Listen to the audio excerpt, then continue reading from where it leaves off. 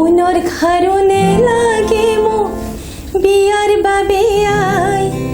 চেনেহে জৰি তই দিয়া মোক হাততে শুৱাই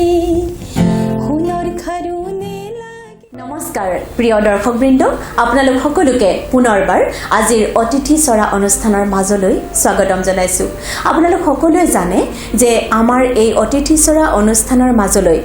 একোজন প্ৰতিভাৱান ব্যক্তিক আমন্ত্ৰণ জনাওঁ আৰু সেই ব্যক্তিসকলৰ প্ৰতিভাক আমি আপোনালোকৰ সন্মুখত দাঙি ধৰিবলৈ এটি ক্ষুদ্ৰ প্ৰয়াস কৰি আহিছোঁ। লোক জীৱন তথা লোক সমাজৰ আধাৰত লোক সংস্কৃতি গঢ় লৈ উঠে আৰু এই লোক সংস্কৃতিৰ ক্ষেত্ৰখন অতি বিশাল। সেই লোক সংস্কৃতিৰ এটা দিশ হৈছে চাৰুকলা আৰু সেই চাৰুকলাৰ অন্তৰ্গত এটা দিশ হৈছে সংগীত। এই সংগীতত লোকপ্ৰজ্ঞাৰ প্ৰতিফলন ঘটে আৰু যাৰ বাবে সংগীতে সৌন্দৰ্যানুভূতিৰ সৃষ্টি কৰিব পাৰে। এই সৌন্দৰ্যানুভূতিৰ সন্ধান দিবৰ বাবে আমি আপোনালোকৰ মাজলৈ আজি আমন্ত্ৰণ জনাই আনিছোঁ এনেগৰাকী কণ্ঠশিল্পী যিগৰাকীয়ে মেছকছাৰী লোকসংগীতৰ ক্ষেত্ৰখনত নিজৰ সাধনা অব্যাহত ৰাখিছে। আমি সকলোৱে জানো যে অসমৰ সংস্কৃতি হৈছে সমন্বয়ৰ সংস্কৃতি আৰু এই সমন্বয়ৰ সংস্কৃতিৰ বৰঘৰলৈ অৱদান আগবঢ়াইছে অসমীয়া জনজীৱনৰ অংশবিশেষ মেছকছাৰীসকলে আৰু এই মেছকছাৰী লোক সমাজ তথা লোক সংস্কৃতিৰ সংগীতৰ ক্ষেত্ৰখনত সাধনা অব্যাহত ৰাখিছে আমাৰ অতি মৰমৰ আমগুৰি অঞ্চলৰ এগৰাকী কণ্ঠশিল্পী মঞ্জু মেছ বাইদেৱে। আৰু সেইবাবে আমি আমাৰ আজিৰ অনুষ্ঠানলৈ আমি আমন্ত্ৰণ কৰি আনিছিলোঁ আমাৰ অতি মৰমৰ মঞ্জুবাক। গতিকে পলম নকৰি আহকচোন আমি অনুষ্ঠানৰ মাজলৈ আগবাঢ়ি যাওঁ। আমি মঞ্জুবাৰ লগত খুব ঘৰুৱাকৈ কিছু কথা পাতোঁ আৰু তাৰ মাজে মাজে কিছু গীত শুনো। আহক। নমস্কাৰ মঞ্জুবা। নমস্কাৰ। আপোনাক আজিৰ অতিথি চৰা অনুষ্ঠানৰ মাজলৈ স্বাগতম জনাইছোঁ। ধন্যবাদ মালা। ময়ো তোমাৰ লগতে ৰুচেঙী সাংস্কৃতিক গোষ্ঠীৰ অতিথি চৰা অনুষ্ঠানৰ সমূহ কৰ্মকৰ্তালৈ আন্তৰিক ধন্যবাদ জ্ঞাপন কৰিছোঁ মোক আজি এই অনুষ্ঠানলৈ আমন্ত্ৰণ কৰি অনাৰ বাবে। হয় মঞ্জুবা, এয়া আচলতে আমাৰ এটি ক্ষুদ্ৰ প্ৰয়াস। লোক সমাজ আৰু লোক সংস্কৃতিৰ বিভিন্ন দিশলৈ বিভিন্ন সময়ত অৱদান আগবঢ়াই অহা বিভিন্নজন ব্যক্তিক আমি আমাৰ এই অতিথি চৰা অনুষ্ঠানৰ মাজলৈ আমন্ত্ৰণ জনাওঁ আৰু সেই ব্যক্তিসকলৰ প্ৰতিভাৰ কিছু অংশ আমি বাণীবদ্ধ ৰূপত সংৰক্ষণ কৰাৰ বাবে এটি ক্ষুদ্ৰ প্ৰয়াস কৰি আহিছোঁ আৰু এই প্ৰয়াসে যদি ভৱিষ্যত প্ৰজন্মক কিছু হ'লেও উপকৃত কৰে তেতিয়াহ'লে আমাৰ যি কষ্ট সেই কষ্ট আমি সাৰ্থক হোৱা বুলি উপলব্ধি কৰিম। নিশ্চয়কৈ মালা, এই অতিথি চৰা অনুষ্ঠান মোৰ এটা নিয়মীয়া অনুষ্ঠান হৈ পৰিছে। মই এই অনুষ্ঠান উপভোগ কৰি আছোঁ, খুব সুন্দৰ হৈছে আৰু এই প্ৰয়াসে নতুন প্ৰজন্ম যিসকল প্ৰতিভাৱান ব্যক্তি তেখেতসকলো উপকৃত হ'ব বুলি মই ভাবিছোঁ। হয় মঞ্জুবা, আৰু এইখিনিতে আমি দৰ্শক ৰাইজক আপোনাৰ পৰিচয় কৰাই দিব খুজিছোঁ আৰু আমগুৰিবাসী হিচাপে আমি আপোনাক ভালকৈয়ে চিনি পাওঁ। আপুনি মেছকছাৰী লোকসংগীতৰ চৰ্চা অব্যাহত ৰাখিছে, সেয়া সঁচাকৈয়ে এক সুন্দৰ পদক্ষেপ। আৰু মঞ্জুবা, এইখিনিতে আমি আপোনাক সমগ্ৰ অসমবাসীৰ আগত আপোনাৰ পৰিচয় দাঙি ধৰিবৰ বাবে আমি অনুৰোধ জনাইছোঁ। নিশ্চয়কৈ। নমস্কাৰ, মই মঞ্জু মেছ। মোৰ দেউতাৰ নাম হৈছে ৰুদ্ৰাম মেছ আৰু মা দশমী মেছ। মোৰ ঘৰ হৈছে শিৱসাগৰ জিলাৰ হালুৱাটিং জকাইপতলি গাঁৱত। মোৰ পৰিচয় ইমানেই। হয় মঞ্জুবা, আমি এটা কথা গম পাইছোঁ আপুনি মেছকছাৰী লোকসংগীত সম্পৰ্কে যথেষ্ট চৰ্চা অব্যাহত ৰাখিছে আৰু আপুনি কেইবাটাও এলবাম আপুনি কৰিছে বুলি আমি জানিব পাৰিছোঁ আৰু সেই বিষয়ে অকণমান আমি দৰ্শক ৰাইজৰ আগত আপোনাক দাঙি ধৰিবৰ কাৰণে অনুৰোধ জনাইছোঁ। নিশ্চয়কৈ। মই লোকসংগীত মেছকছাৰী লোকসংগীতৰ এতিয়াও চৰ্চা কৰি আছোঁ, সম্পূৰ্ণ হোৱাগৈ নাই, তথাপি কৰি আছোঁ যিমানখিনি পাৰিছোঁ। মেছকছাৰী দুটামান এলবামো মই কৰিলোঁ। এলবাম কেইটিৰ নাম হৈছে এটি বুলকি বুলি কয় আৰু সুৰৈ আঙুলি। হয়, তাৰপিছত তেনেকৈয়ে মই কৰি আছোঁ আৰু ভৱিষ্যতে মই কৰিবলৈ পৰিকল্পনা ৰাখিছোঁ। হয় মঞ্জুবা, আচলতে অসমীয়া জনজীৱনৰে অংশবিশেষ মেছকছাৰীসকল আৰু সেই মেছকছাৰীসকলৰ লোকসংগীতৰ যি চৰ্চা আপুনি অব্যাহত ৰাখিছে সেই সাধনা অব্যাহত থাকক। আমগুৰিবাসী হিচাপে আমি আচলতে আপোনাৰ এই পদক্ষেপক লৈ আমি গৌৰৱ অনুভৱ কৰিছোঁ আৰু ভৱিষ্যতেও আমি আপোনাৰ পৰা এনেধৰণৰ বহু কাম আশা কৰিছোঁ। বাৰু মঞ্জুবা আমি আপোনাৰ লগত আজি বহুখিনি কথা পাতিম আৰু তাৰ মাজে মাজে গীতো শুনিম আৰু দৰ্শকেও নিশ্চয় ভাল পাব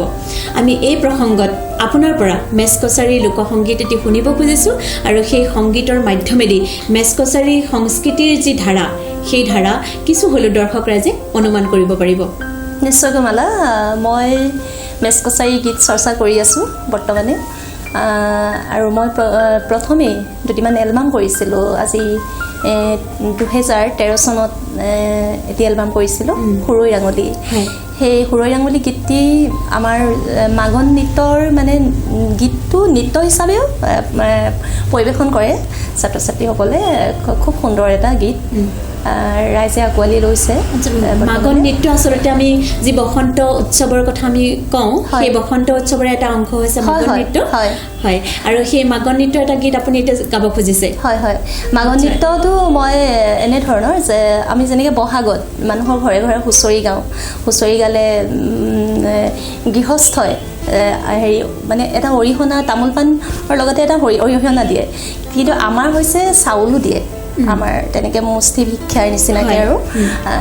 তেনেকৈ দিয়ে হুঁচৰি গাবলৈ গ'লে সুৰৈ ৰাঙলী খুব এটা সুন্দৰ হেৰি নৃত্য যিহেতু মই ভাবিছোঁ যিহেতু বসন্ত উৎসৱ আৰু বসন্ত উৎসৱ যিহেতু কৃষিৰ লগত জড়িত এটা উৎসৱ আৰু মই ভাবিছোঁ সেই হিচাপে আপোনালোকৰ যি মাগন নৃত্য সেই মাগন নৃত্যত চাউল আগবঢ়াই এটা তাৰ প্ৰতীক বুলি আমি ক'ব পাৰোঁ নেকি হয় হয় নিশ্চয় প্ৰতীক বুলিয়ে ক'ব পাৰোঁ সেই আকৌ চাউলৰে মানে বিহু ৰোৱা আমি যেনেকৈ তাতে ভোজ খাওঁ সকলোৱে ৰাইজে লগ হৈ খুব ভাল লাগে আৰু এই গীতটি যেতিয়া কৰিছিলোঁ এই গীতৰ সংগীত ব্যৱস্থাপনা কৰিছিলে আমিন মেছ ডাঙৰীয়া তেখেত হৈছে কাৰ্বি আংলং জিলাৰ এজন ব্যক্তি খুব সুন্দৰ তেওঁ মানে মেছকছাৰী গীতবিলাকত তেওঁ সংগীত ব্যৱস্থাপনা কৰিছে তেওঁ যদি আমাৰ অনুষ্ঠান চাই আছে তেখেতলোকক ধন্যবাদ জনাইছোঁ মোক ইমানখিনি আগবঢ়াই দিয়াৰ কাৰণে গীতসমূহ গাবৰ বাবে আৰু সেই তাৰে এটি মই সুৰৈ ৰাঙলী এলবামৰে এটি গীত গাম প্ৰথমে আৰু এলবাম আছে কিন্তু বুলকি বুলি এটা কৰিছিলোঁ মাজে মাজে অনুষ্ঠানৰ মাজে মাজে মই শুনোৱাবলৈ চেষ্টা কৰিম নিশ্চয় প্ৰথমে মই সুৰৈ ৰাঙলীৰ ইয়াৰ গিৰি ক'ত গ'ল বুলি এটি গীত সেই গীতটি আজি অনুষ্ঠান আৰম্ভ কৰোঁ নিশ্চয় মঞ্জুবা ইয়াৰ গিৰি ক'ত গ'ল চৰাই হাল বাই ইয়াৰ গিৰি ক'ত গ'ল চৰাই হাল বাই ভিক্ষা দি বান্দৰতে বেৰা ভংলাই চাই ঐ বেৰা ভংলাই চাই সুৰৈ ৰাঙলী সুৰৈ ৰাঙলী আবু আবু আবু চৰাই ধান খাই আবু আবু আবু চৰাই ধান খাই চৰাখে দং হাই হাই ডাংবাৰী নাই ঐ ডাংবাৰী নাই সুৰৈ ৰাঙলী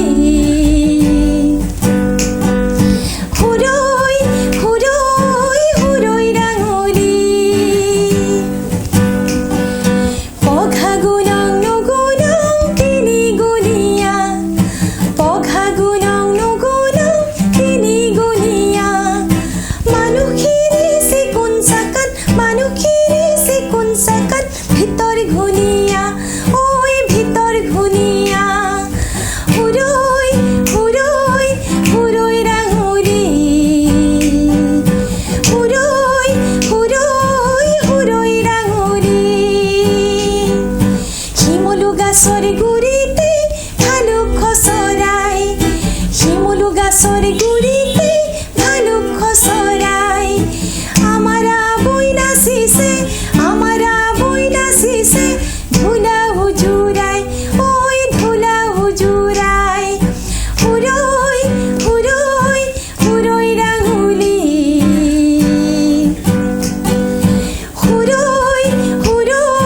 সুৰৈ ৰাঙলী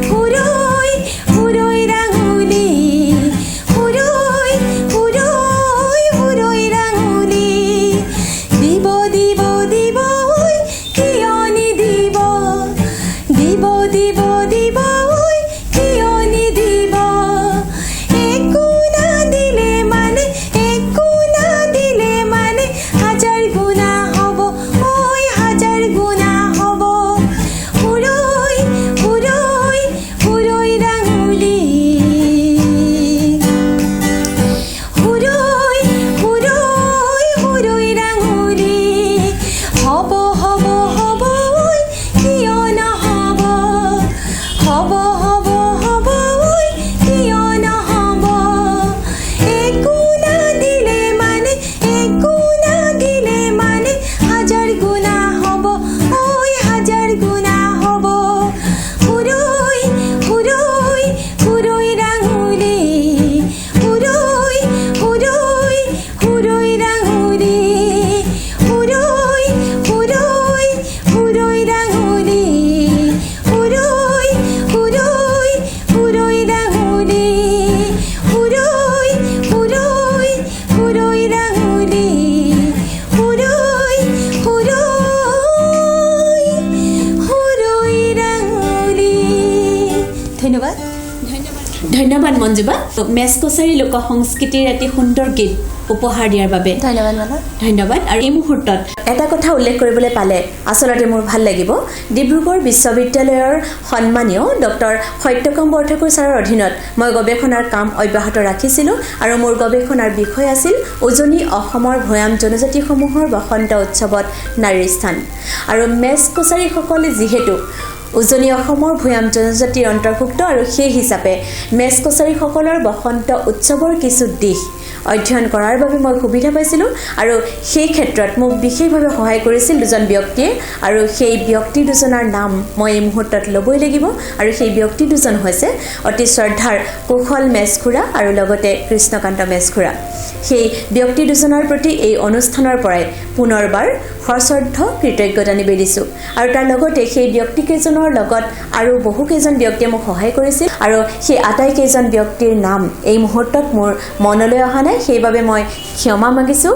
আৰু সেই ব্যক্তিকেইজনৰ প্ৰতিও এই অনুষ্ঠানৰ পৰাই মই পুনৰবাৰ কৃতজ্ঞতা জ্ঞাপন কৰিছোঁ তাৰ লগতে মোৰ গৱেষণাৰ তত্ত্বাৱধায়ক সন্মানীয় ডক্টৰ সত্যকাম বৰঠাকুৰদেৱৰ প্ৰতিও শ্ৰদ্ধা আৰু কৃতজ্ঞতা জ্ঞাপন কৰিছোঁ বাৰু মঞ্জুবা এইখিনিতে আমি আপোনাৰ লগত অকণমান কথা পাতিব খুজিছোঁ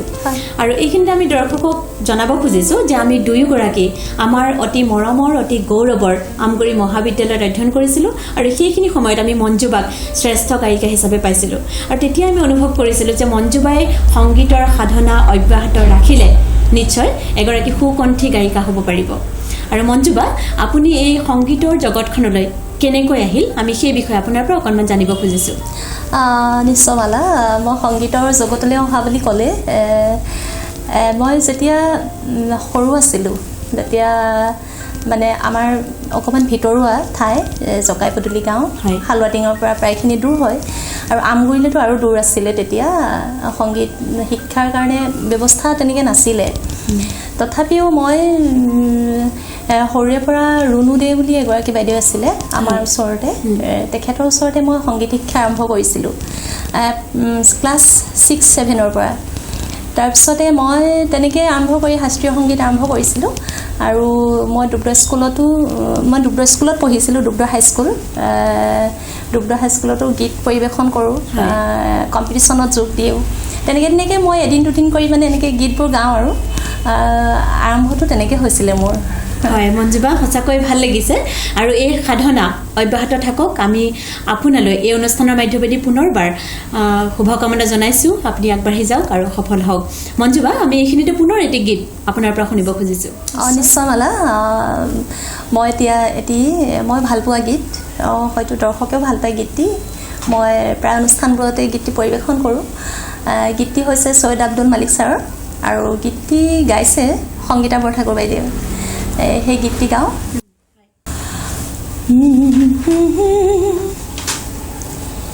জীৱনে মৰণে মই চিৰদিন অসমীয়া দেহে প্ৰাণে মই জীৱনে মৰণে মই চিৰদিন অসমীয়া জীৱনে মৰণে মই চিৰদিন অসমীয়া দেহে প্ৰাণে মই জীয়াই থাকোঁতে মই অসমৰে অসমীয়া মৰিলেও বৰি ল'ম অসমৰে অসমীয়া মৰম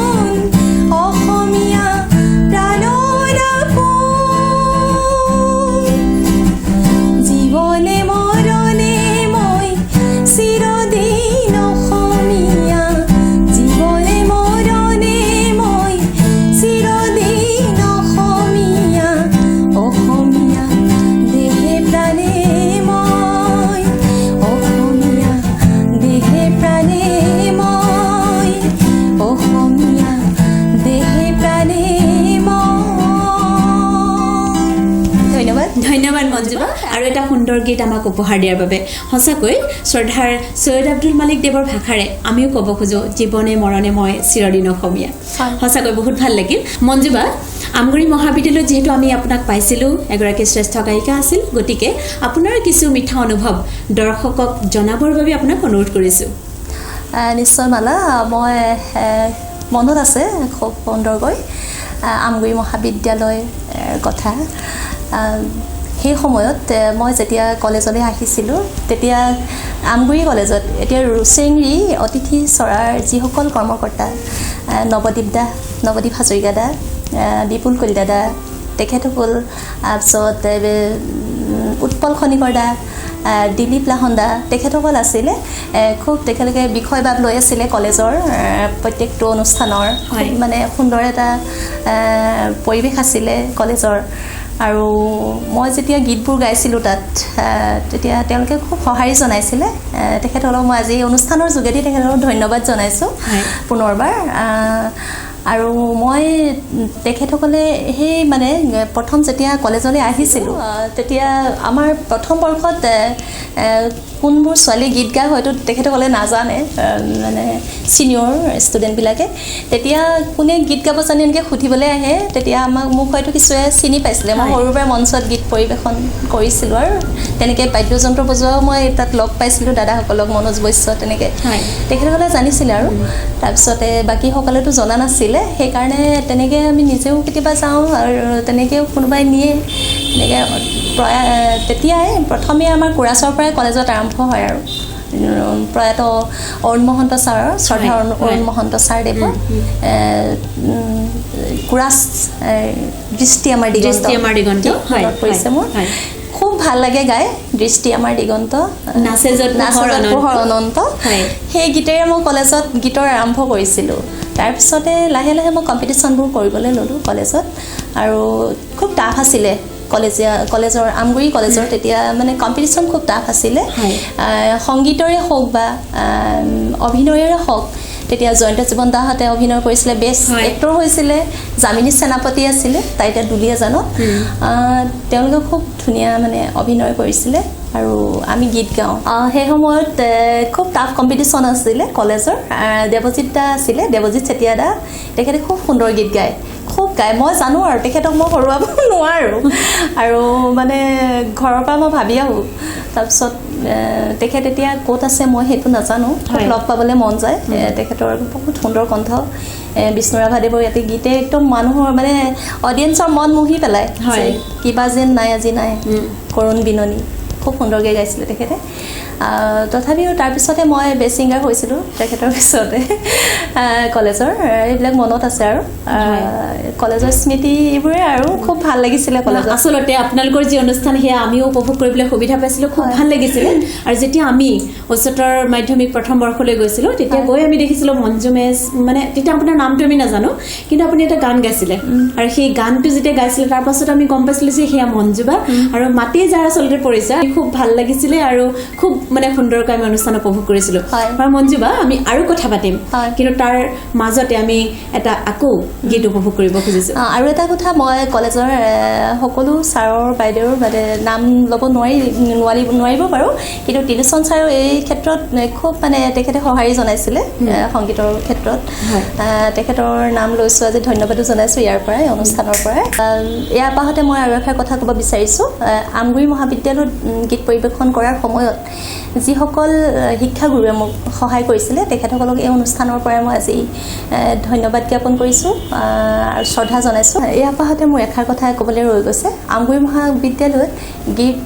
গীত পৰিৱেশন কৰাত যিসকল শিক্ষাগুৰুৱে মোক প্ৰেৰণা যোগাইছিল তেখেতসকললৈ মই আন্তৰিক কৃতজ্ঞতা আৰু ধন্যবাদ জনাইছোঁ ধন্যবাদ মঞ্জুবা আৰু আমি এই মুহূৰ্তত পুনৰ এটি গীত শুনিব খুজিছোঁ নিশ্চয় মই এতিয়া এটি নিজৰ গীত মেচকছাৰী গীতে শুনিলে ভাল হয় হয় নিশ্চয় আমি বহুত ভাল লাগিব আচলতে অসমীয়া সংস্কৃতি আচলতে সমন্বয়ৰ সংস্কৃতি আৰু সেয়েহে আমি মেচকছাৰী এটি গীত যদি শুনিবলৈ পাওঁ আমাৰ খুবেই ভাল লাগিব নিশ্চয় দৰ্শকেও ভাল পাব আমি শুনিব খুজিছোঁ নিশ্চয় জাকৈ গীত বুলি কয় মেচকছাৰী সুৰৈ আঙুলি এলবামটিৰ হয় এই গীতটি মই নিজে গাইছিলোঁ গীতটি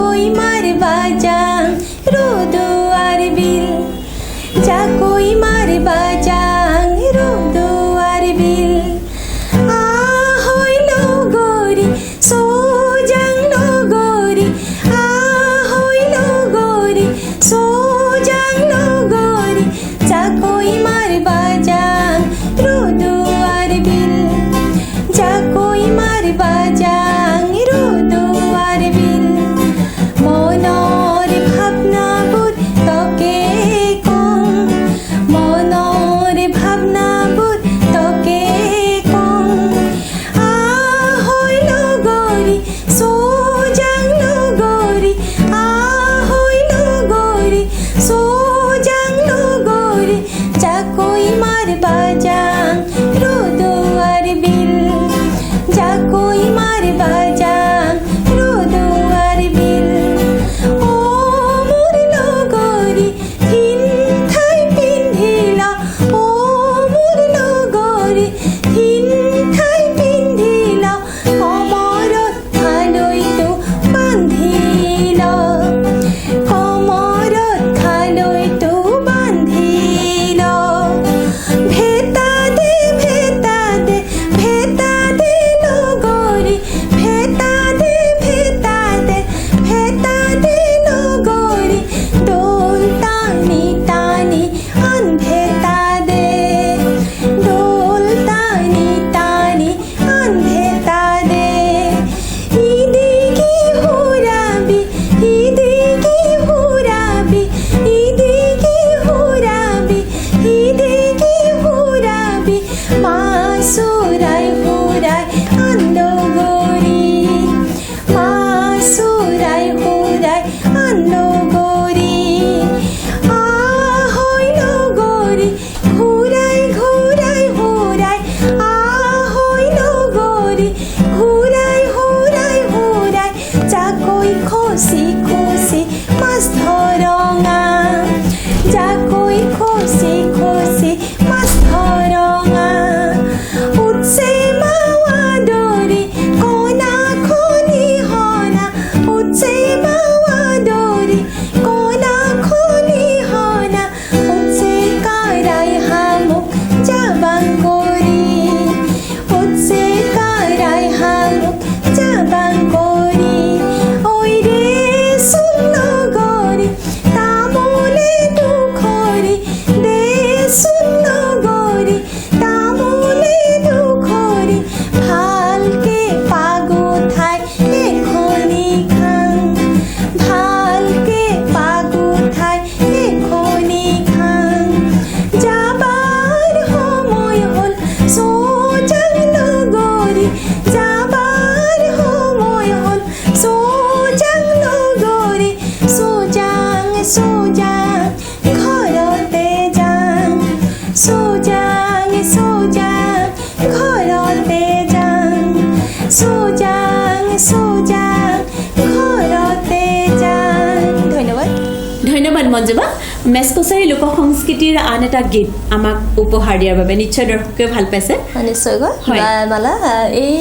গীতবোৰ আচলতে কৰোঁতে মই ইয়াত পাহতে এই অনুষ্ঠানৰ যোগেদি মই আমাৰ মেছকছাৰী চেয়াৰমেন হয়। তেখেত শ্ৰীযুত কৃষ্ণকান্ত মেছ ডাঙৰীয়া আৰু দীপক মেছ আমিন মেছ তেখেতসকলক এই সুযোগতে মই ধন্যবাদ জনাইছোঁ হয়। আৰু তেখেতসকলে যদি সহায় নকৰিলে গীতবোৰ গাব নোৱাৰিলোহেঁতেন মই হয়। সম্পূৰ্ণ সংগীত ব্যৱস্থাপনা কৰিছে তেখেতসকলে এই গীতটিত মাছ মাৰিবলৈ যাওঁতে যিবোৰ আমাৰ মানে ড্ৰেছ পৰিধান কৰি যায় আমাৰ ড্ৰেছযোৰক থিনঠাই বুলি কয় থিনঠাই বুলি মই গাইছোঁ গীত থিনঠাই পিন্ধি লৈ লগত জাকৈ খালৈ লৈ যায় মই এইখিনিতে এটা কথা ক'ব খুজিছোঁ যে থিনঠাই মেছকছাৰী লোক সংস্কৃতিৰ এটা উল্লেখযোগ্য বৈশিষ্ট্য থকা এটা শব্দ আপুনি অকণমান বুজাই দিয়ক দৰ্শকক থিনঠাই আমাৰ বৈশিষ্ট্য হৈছে মেছকছাৰী মানে আমাৰ তলত যিখন পিন্ধো আমি মেখেলাৰ নিচিনা এখন ফলা তাৰমানে আমাৰ সেইখন ফলাত মানে সেইখন ফালি বুলি কয় তাৰপিছতে এই বুকুত যিখন মাৰো সেইখন বুকুৱালি আৰু গামোচা যেনেকৈ লওঁ আমি গামোচাখন মই আজি লৈ অহা নাই প্ৰায় অনুষ্ঠানত মই লওঁ ৰাইজে হয়তো নাই দেখা বুলি সেইকাৰণে মই দেখুৱাবলৈও সকলোৱে নেদেখিবও পাৰে আৰু এটা আচলতে গৌৰৱ এইটো মেছকছাৰীসকলৰ তাৰপিছত সেই মানে গামোচাখনক আৰনাই বুলি কয় আৰনাই বুলি কয় আমাৰ ড্ৰেছৰ ইমানেই মানে তিনিটা দিশ জড়িত হৈ থকাৰ কাৰণে থিনঠাই বুলি কোৱা হয় তিনিটা দিশৰ থিনঠাই আৰু সাত মোহাৰি গামোচাত আমাৰ সাতটা মানে আমাৰ জাতি জনগোষ্ঠীবিলাকৰ সাতটা মোহাৰি যেনেকৈ ছয়গিয়াৰী বাগলাৰী এনেকুৱা ধৰণৰ গোটেইবোৰ লগ হৈ মানে সাত মোহাৰি হৈছে সেইকাৰণে সাতটা অকল গামোচাখন হ'লে নহ'ব তাত সাতটা মোহাৰি আছে গামোচাৰ কিনাৰত আৰু শাৰীটো তাৰমানে আচুৰি এইটো এটা এনেকুৱা ধৰণৰ কথা আছে নেকি যে যিটো শাৰী শব্দটো হৈছে যে আমি মানে যেতিয়া গৱেষণা কৰিবলৈ গৈছিলোঁ তেতিয়া পাইছিলোঁ যে শাৰী হৈছে এটা জাতি শব্দটো শাৰী বুলি কয় মা মানে ডাঙৰ আচলতে সেই জাতিটোৰ লগত জড়িত হৈ থকা সাতটা যিটো দিশ সেই দিশটোক আপোনালোকে আৰনাইখনত প্ৰতিনিধিত্ব কৰে সাতমোহাৰি বুলি কয় আৰু এই গীতটিৰ যোগেদিয়ে ক'বলৈ গৈছে যে মাছ মাৰিবলৈ যাওঁতে আমাৰ মহিলাসকলে বিশেষকৈ তামোলৰ টোপোলা এটা লৈ যায় তামোলৰ টোপোলা তাতে মাছ মৰা হ'লে বহি খায় আৰু মাছ মাৰোঁতে কি মাছ উঠিছে ধৰা এইবিলাক জাবাং কৰি নাম লৈছোঁ মই উঠছে কাৰাই শামুক জাবাং শামুক খায় শামুক খালে চকুৰ স্মৃতি চকুৰ মানে ৰশ্মি খুব ভাল হয় বুলি কয় সেইকাৰণে শামুক খায় শামুক জাবাং কৰি এইবিলাক উঠে তাৰপিছতে আকৌ শেষত গানটোত কৈছোঁ যে চৌজাং ঘৰতে যাম তামোল খোৱাৰ পিছত আৰু চৌজাং মানে বলা ঘৰলৈ যাওঁ মাছ মৰা হ'ল এইটোৱে বিৰাট ভাল লাগিছে আচলতে এই কথাবোৰ আচলতে আমি জানিবলগীয়া কথা আৰু আমাৰ অসমৰ জনগণৰ অৰ্থাৎ অসমীয়া জনজীৱনৰে এটা অংশ বিশেষ হৈছে মেছকছাৰীসকল আৰু সেই মেছকছাৰীসকলৰ যি ভাষা যি সংস্কৃতি সেই সংস্কৃতিক সামৰি লৈহে আচলতে বৃহত্তৰ যি অসমীয়া সংস্কৃতি সেই সংস্কৃতি আচলতে গঢ় লৈ উঠিছে বহুত ভাল লাগিছে আৰু আপোনাৰ লগত আৰু কথা পাতিম আমি আৰু এটা গীত শুনিব খুজিছোঁ এইবাৰ মই সুধাগ্ৰন্থ ডক্টৰ ভূপেন হাজৰিকাদেৱৰ এটি গীত গাবলৈ লৈছোঁ মোৰ গান হওক সকলোৱে গীতটি জানে মোৰ গান হওক বহু আস্থাহীনতাৰ বিপৰীতে গভীৰ আস্থাৰ গান মোৰ গান হওক কল্পনা বিলাসৰ বিপৰীতে সত্য প্ৰশস্তিৰ ধ্যান মোৰ গান হওক বহু আস্থাহীনতাৰ বিপৰীতে গভীৰ আস্থাৰ গান মোৰ গান হওক কল্পনা বিলাসৰ বিপৰীতে সত্য প্ৰশস্তিৰ ধ্যান মোৰ গান হওক বহু আস্থাহীনতাৰ বিপৰীতে গভীৰ আস্থাৰ গান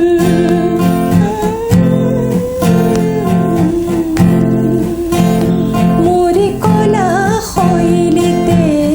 মোৰ তহক এক মধুৰ বৈশিষ্ট্যৰে মান মোৰ কলা শৈলীতে মোৰ তহক এক মধুৰ বৈশিষ্ট্যৰে মান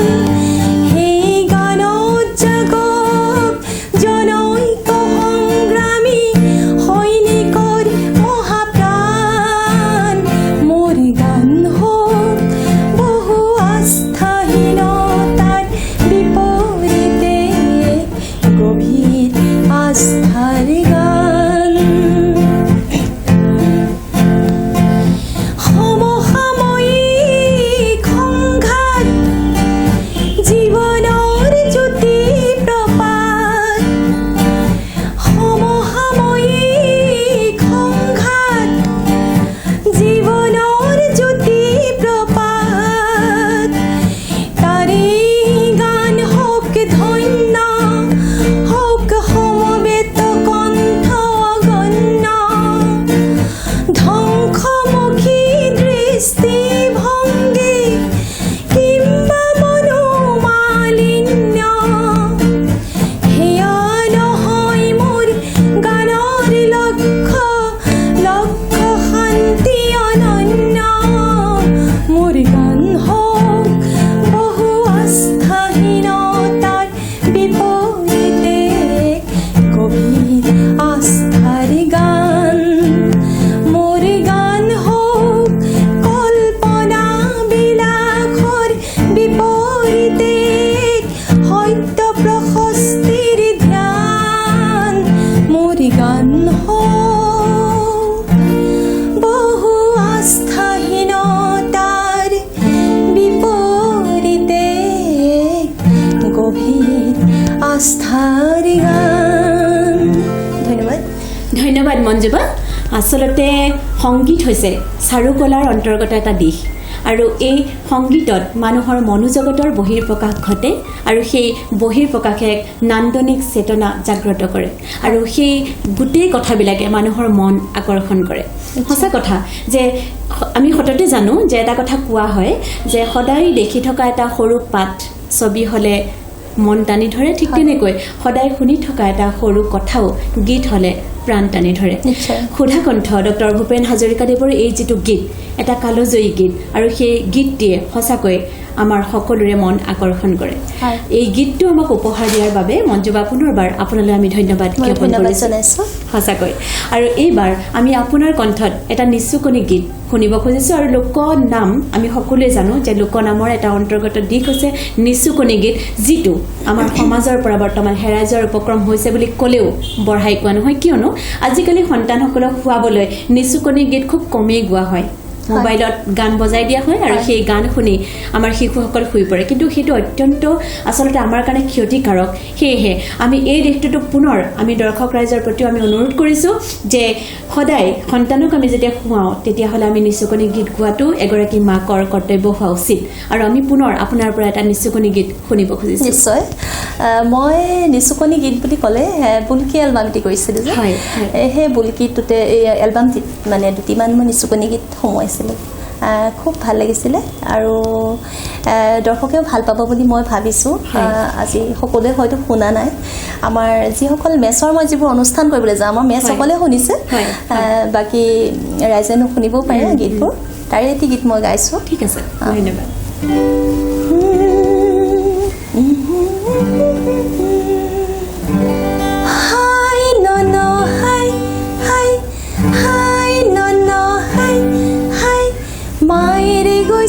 ৰ'দৰ বিলতে আনিব বৰালি হাই নন হাই হাই হাই নন হাই হাই মায়েৰে গৈছে ৰ'দৰ বিলতে আনিব বৰালি হাই হাই হাই হাই হাই হাই ৰ'দ খৰা হেয়ালৰে বিয়া ঘন চিৰিকাই তামোল কাটিছে আমাকো এখন দিয়া ৰ'দ দি বৰষুণ দিছে খৰা হেয়ালৰে বিয়া ঘন চিৰিকাই তামোল কাটিছে আমাকো এখন দিয়া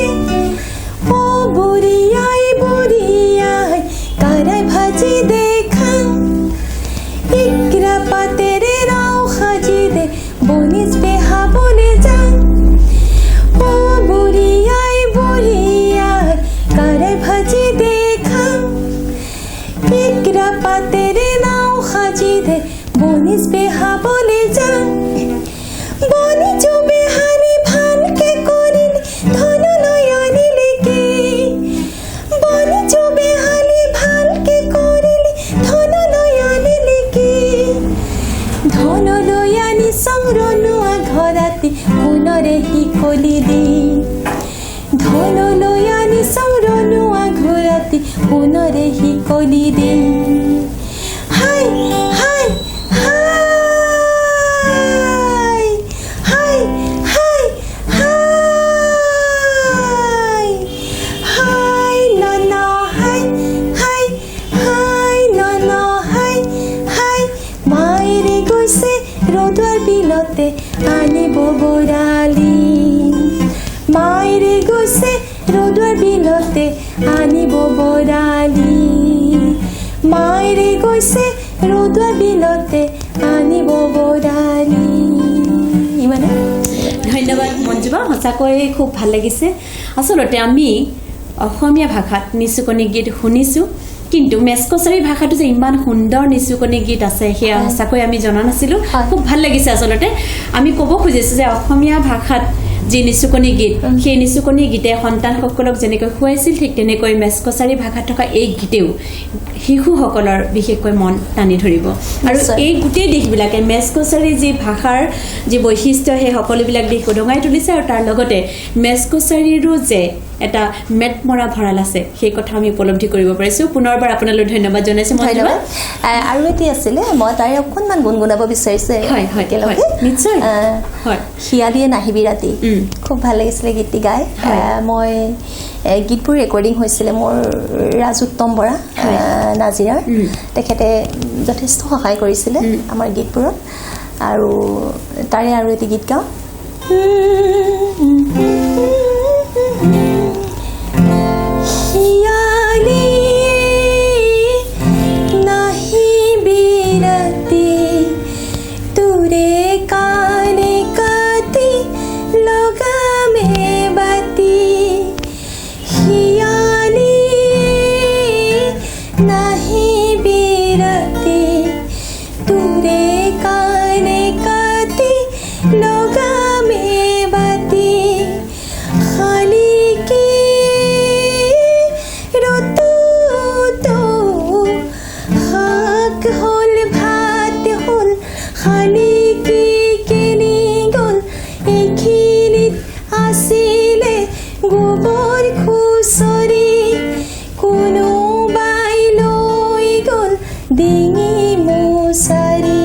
এনেধৰণৰ আছিল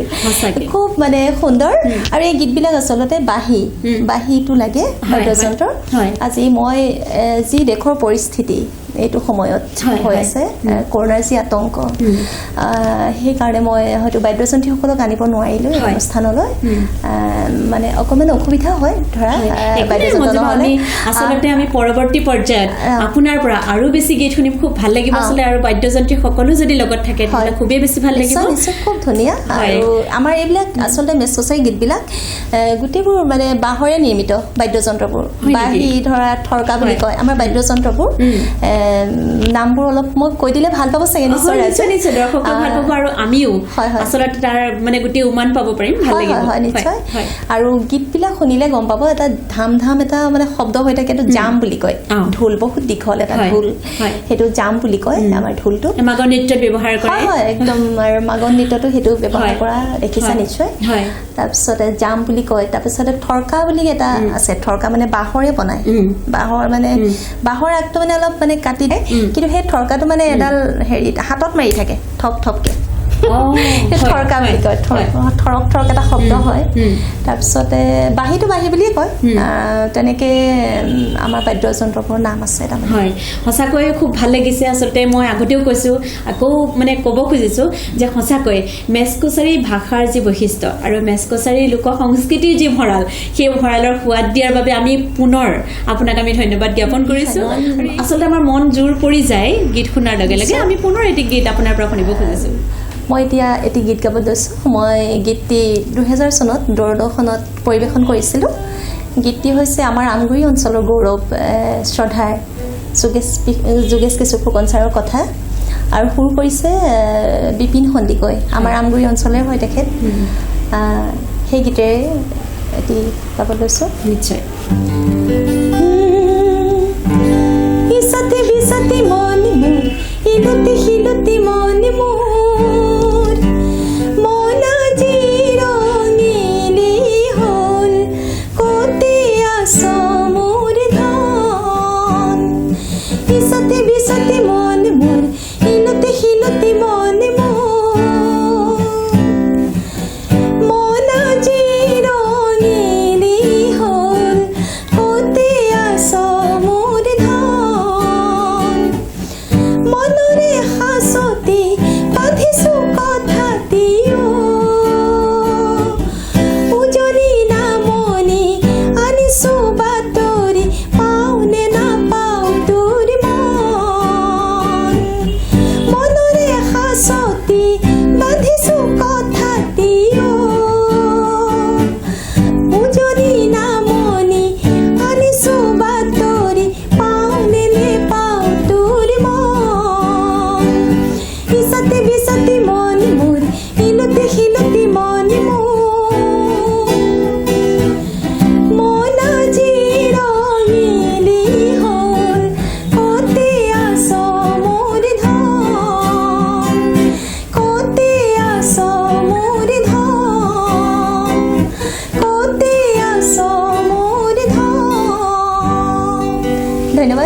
ধন্যবাদ মঞ্জুবা সঁচাকৈয়ে আচলতে আমগুৰিৰ গৌৰৱ আমগুৰিবাসীৰ আচলতে গৌৰৱ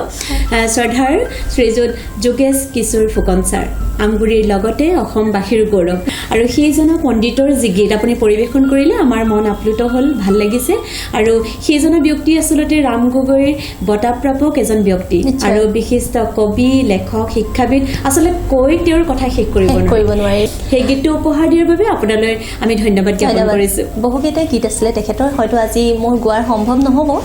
আৰু অন্য এদিন আৰু যদি আমি লগ হওঁ নিশ্চয় মই গাই শুনোৱাম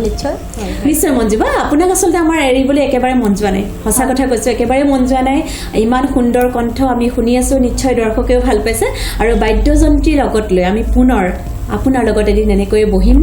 কথা পাতিম আৰু গীত শুনিম প্ৰিয় দৰ্শকবৃন্দ সময়ো যথেষ্ট হৈ আহিছে আমি মঞ্জুবাক আচলতে আমাৰ মাজৰ পৰা এৰি দিবলৈ মনেই যোৱা নাই তথাপিও আমি সময়ৰ প্ৰতি লক্ষ্য ৰাখি সময়ৰ আহ্বান আচলতে আমি নেওচিব নোৱাৰোঁ সেয়েহে মঞ্জুবাক আমি বিদায় দিব লাগিব কিন্তু পুনৰ লগ পোৱাৰ প্ৰতিশ্ৰুতিৰে শেষত আমি মঞ্জুবাৰ পৰা এটি গীত শুনিব খুজিছোঁ আৰু এই গীতটিৰে আজিৰ অনুষ্ঠানৰ মুখনি মাৰিম মঞ্জুবা নিশ্চয় বালা মই বহুদিনৰ আগতে এটি গীত গাইছিলোঁ কলেজত সোণৰ খাৰু নালাগে মোক দীপালী বৰঠাকুৰ বাইদেউৰ গীত হয় শ্ৰদ্ধাৰ হয় তেখেতৰ গীত এটি গাবলৈ লৈছোঁ গীতটি বহুত দিন গোৱা নাই কিন্তু আজি গাম হয় আৰু গীতটি মই এইকাৰণে আজি গাম সেই সময়ত মই যেতিয়া কলেজত গীত গাইছিলোঁ তেতিয়া নৱদ্বীপ হাজৰিকা দাহঁতো আছিলে সেইকাৰণে গীতটি আজি শুনোৱাওঁ সোণৰ খাৰু নেলাগে মোক বিয়াৰ বাবে আই চেনেহ জৰি তই দিয়া মোক হাততে শুৱাই সোণৰ খাৰু নেলাগে মোক বিয়াৰ বাবে আই চেনেহ জৰি তই দিয়া মোক হাততে শুৱাই ডিঙিৰ মণি নেলাগে মোক হাত সৰিও যে আয়ো তোৰ ছবিতে বুকুতে থম নে পাওলা যে ডিঙিৰ মণিও নেলাগে মোক হাত সৰিও যে আয়ো তোৰ ছবিতে বুকুতে থম নে পাওলা যে সোণৰ খাৰু নেলাগে মোক বিয়াৰ বাবে আই চেনেহ জৰি তই দিয়া মোক হাততে শুৱাই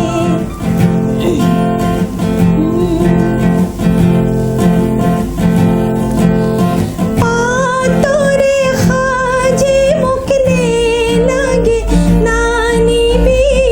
নানিবি শপতে কাণৰে কেৰু সচিতা যি সাজে পিন্ধালে সৰুতে সেয়েহে বিয়াতে শুৱাব বাৰু সোণৰ খাৰু নেলাগে মোক বিয়াৰ বাবে আই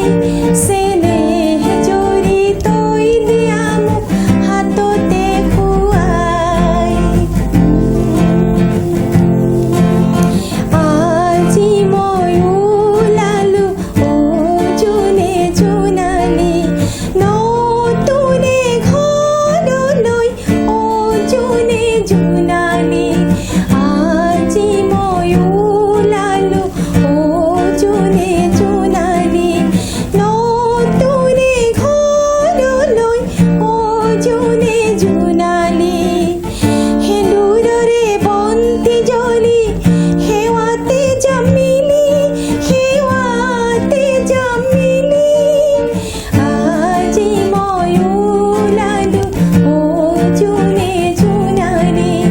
নতুনে ঘৰলৈ অ জোনে জোনালী আজি মই ওলালো অ জোনে জোনালী নতুনে ঘৰলৈ অ জোনে জোনালী ধন্যবাদ ধন্যবাদ মঞ্জুবা সঁচাই বহুত ভাল লাগিছে অসম গৌৰৱ শ্ৰদ্ধাৰ দীপালী বৰঠাকুৰ বাইদেউৰ এই চিৰসেউজ গীতটি আমাক উপহাৰ দিয়াৰ বাবে আপোনালৈ আমি পুনৰবাৰ ধন্যবাদ জ্ঞাপন কৰিছোঁ আৰু লগতে আমি শ্ৰদ্ধাৰ দীপালী বৰঠাকুৰ বাইদেউ য'তেই আছে শান্তিত থাকক তেখেতক আমি এই অনুষ্ঠানৰ পৰাই শ্ৰদ্ধাৰে সোঁৱৰিছোঁ। ঠিকেই কৈছা মালা। দীপালী বাইদেউ যে আমাৰ মাজত নাই সেই কথাষাৰ আমি কেতিয়াও মানি ল'বই নোৱাৰোঁ। আৰু তেখেতৰ গীতৰ জৰিয়তে আমি তেখেতক জীয়াই ৰাখিব লাগিব। নিশ্চয়। আৰু নতুন প্ৰজন্ময়ো যাতে তেখেতসকলক গীতৰ মাজেৰে জীয়াই ৰাখিব পাৰে তাকে মই চেষ্টা আচলতে আমি অব্যাহত ৰাখিব লাগিব। নিশ্চয়। এই আপাহতে আৰু এষাৰ কথা নক'লে মই এই অনুষ্ঠানটো মোৰ আধৰুৱা হৈ ৰ'ব। মই খুব সৰু থাকোঁতে মানে ক্লাছ 7ত থাকোঁতে দেউতা ঢুকাইছিলে। আৰু দেউতা ঢুকোৱাৰ পিছতে মোৰ সংগীত শিক্ষাত মানে বাধাৰো সৃষ্টি হৈছিলে। ধৰা খুব কষ্টৰ মাজেৰে মায়ে সংগীত শিক্ষাত আগবঢ়াই দিছিলে। আৰু ময়ো খুব সাহসিকতাৰে মানে সংগীত যিহেতুকে মই সংগীত ভাল পাওঁ মানে মই ৰ'ব নোৱাৰিছিলোঁ সেই যাত্ৰা আৰম্ভ কৰিছিলোঁ। আৰু এটা কথা ঠিক ক'ব লাগিব যে মোৰ সংগীতটো আচলতে নিজে নিজে নহয়। মোৰ দেউতাই নাগাৰা বজাইছিলে। দেউতাই নাগাৰা বজাইছিলে আৰু বৰদেউতাই পাঠেকি কৰিছিলে। হয়। তাৰপিছত সেইকাৰণে মই ভাবোঁ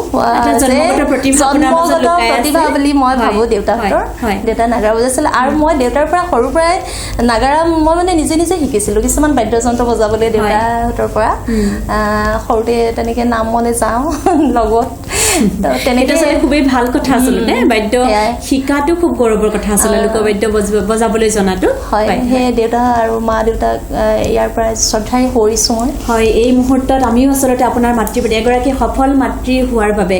আমি আমাৰ এই অনুষ্ঠানৰ পৰা শ্ৰদ্ধা আৰু কৃতজ্ঞতা জনাইছোঁ। ধন্যবাদ। প্ৰিয় দৰ্শকবৃন্দ, আমি অনুষ্ঠান সামৰিব লাগিব। আচলতে অনুষ্ঠান সামৰিবলৈ আমাৰ একেবাৰে মন যোৱা নাই, তথাপিও সময়ৰ আহ্বানক আমি নেওচিব নোৱাৰোঁ, অনুষ্ঠান সামৰিব লাগিব। আৰু এইখিনিতে আমি এটা কথা উল্লেখ কৰিব লাগিব যে আজি এই অনুষ্ঠানটো আগবঢ়াই নিয়াৰ ক্ষেত্ৰত আমাক বিশেষভাৱে সহায় কৰিছে, অৰ্থাৎ গীটাৰ বজাই আমাক এই অনুষ্ঠানটো চলাই নিয়াৰ ক্ষেত্ৰত বিশেষভাৱে সহায় কৰিলে আমাৰ আমগুৰি মহাবিদ্যালয়ৰ প্ৰাক্তন ছাত্ৰ কৃষ্ণ মালাকাৰে। আৰু এই সুযোগতে আমি তেখেতলৈ আমাৰ অনুষ্ঠানৰ তৰফৰ পৰা ধন্যবাদ আৰু কৃতজ্ঞতা জনাইছোঁ। লগতে ময়ো কৃষ্ণ মালাকাৰক তেখেতে সংগত কৰাৰ বাবে ধন্যবাদ জনাইছোঁ। আৰু ধন্যবাদ জনাইছোঁ মই ৰুচেংৰি সাংস্কৃতিক গোষ্ঠী অতিথি চৰাৰ যিসকল কৰ্মকৰ্তা পুনৰবাৰ মই তেখেতসকললৈ অশেষ ধন্যবাদ আৰু কৃতজ্ঞতা জ্ঞাপন কৰিছোঁ। আৰু এই অনুষ্ঠানলৈ মাতি আজি মোক এই সুবিধাকণ দিয়াৰ বাবে ইয়াকে মই কৈছোঁ। ধন্যবাদ। প্ৰিয় দৰ্শকবৃন্দ, আমি এটা কথা ক'ব খুজিছোঁ যে এই অনুষ্ঠানটো চলাই নিয়াৰ ক্ষেত্ৰত অজানিতে বহুতো ভুল ৰৈ যাব পাৰে আৰু এই ভুলসমূহ আপোনালোকে আঙুলিয়াই দি আৰু লগতে গঠনমূলক দিহা পৰামৰ্শ আগবঢ়াই আমাক কৃতাৰ্থ কৰিব বুলি আশা কৰিছোঁ। আৰু ভৱিষ্যতে আগবাঢ়ি যোৱাৰ বাবে আপোনালোকৰ পৰা গঠনমূলক তথা যোগাত্মক দিহা পৰামৰ্শ কামনা কৰিছোঁ। মোৰ যদি অনুষ্ঠানটিত কিবা ভুল ভ্ৰান্তি হৈ গৈছে ক্ষমা কৰিব, আপোনালোকৰ মাজৰে এজন বুলি ক্ষমা কৰি দিয়ে যেন। আৰু এই ৰুচেংৰি অতিথি চৰা যি অনুষ্ঠান সকলোৱে চাব আৰু শ্বেয়াৰ কৰিব, খুব ভাল পাব আপোনালোকে অনুষ্ঠানটি চাই। প্ৰিয় দৰ্শকবৃন্দ, আমি আজি অনুষ্ঠানৰ পৰা বিদায় মাগিব খুজিছোঁ। পুনৰ এজন নতুন অতিথিলৈ আপোনালোকৰ মাজলৈ আহিম। তেতিয়ালৈকে আপোনালোক সকলোৱে ঘৰতে থাকক, সুখেৰে থাকক আৰু পৰিয়ালৰ লগত সময় অতিবাহিত কৰক। ধন্যবাদ।